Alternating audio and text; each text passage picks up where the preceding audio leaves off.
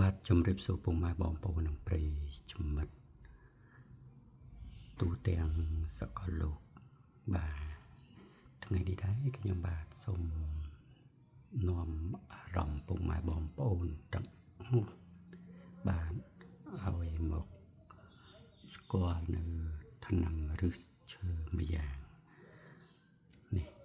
ដែលខ្ញុំនេះដាក់វីដេអូគៀកជូនពុកម៉ែបងប្អូនទស្សនាលេងកំសាន្តបាទពុកម៉ែបងប្អូនអត្ថប្រយោជន៍នៃថ្នាំឫសឈើផ្កាស្លឹកនិងឫសវានេះពុកម៉ែបងប្អូនដឹងថាត្រូវជំងឺអីទេបាទគឺត្រូវជំងឺមហារីកសួតបាទពុកម៉ែបងប្អូនយើងមិនធម្មតាទេនៅប្រទេសអូស្ត្រាលីមាន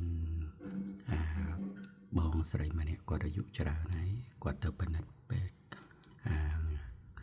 អត់មានឃើញអីដល់ចេះតែឈឺពិនិត្យម្ដងទៀតហើយគាត់លេបថ្នាំជាប្រចាំតែពេទ្យចាញ់ឲ្យទៅពិនិត្យម្ដងទៀតគឺមានមហារីក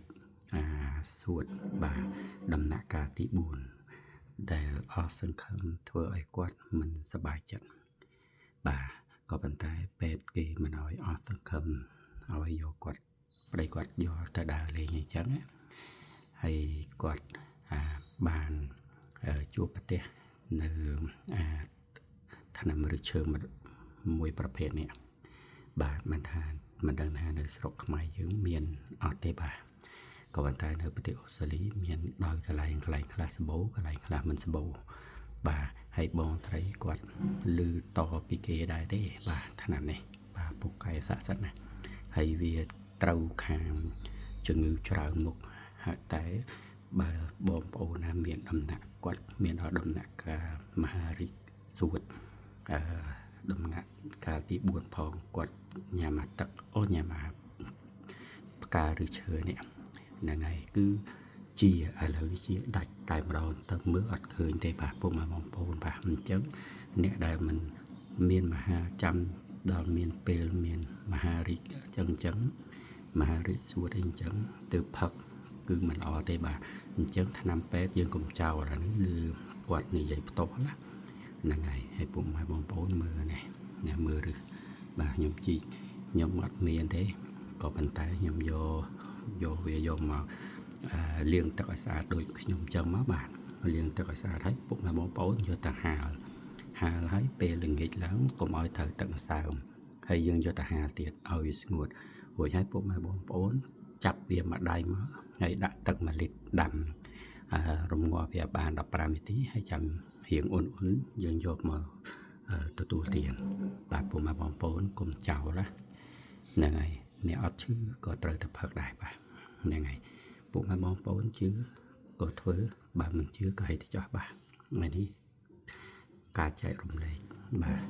ដើម្បីឲ្យសុខភាពរបស់យើងល្អទាំងអស់គ្នាទេហើយឲ្យយើងអាយុវែងបាទហ្នឹងហើយពុកម៉ែបងប្អូនត្រូវជំងឺច្រើនណាគាត់ដំណាក់កាលទី4នៅប្រទេសអូស្ត្រាលីមហារីកសួតដំណាក់កាលទី4ញ៉ាំឬឈើផ្កានេះជាតែម្ដងបាទពុកម៉ែបងប្អូនបាទនេះពុកម៉ែបងប្អូនខ្ញុំបង្ហាញមើលនេះឃើញទេផ្កាហ្នឹងណាហ្នឹងហើយមើលវាពុកម៉ែបងប្អូនឃើញហើយនេះនៅលើដៃខ្ញុំឃើញទេហ្នឹងហើយយើងយកទាំងអស់មកយើងយកទាំងស្លឹកយកទាំងអីចឹងមកស្លឹកវាពុកម៉ែបងប្អូនបង្ហាញស្លឹកហ្នឹងហើយចឹងពុកម៉ែបងប្អូនយកកុំឲ្យខុសណាហ្នឹងហើយអូខេវីដេអូខ្ញុំមានតែប៉ុណ្្នឹងទេហើយបើសិនជាពុកម៉ែបងប្អូនចាប់ទុកថាវីដេអូនេះល្អមានអត្ថប្រយោជន៍កុំភ្លេចជួយ share ទៅដល់ពុកម៉ែបងប្អូនដទៃទៀតឲ្យគាត់បានឃើញបានស្គាល់ដើម្បីឲ្យជាជំងឺទាំងអស់គ្នាបាទអូខេបាយពីបំណងល្អរបស់ខ្ញុំបាទពីប្រទេសអូស្ត្រាលី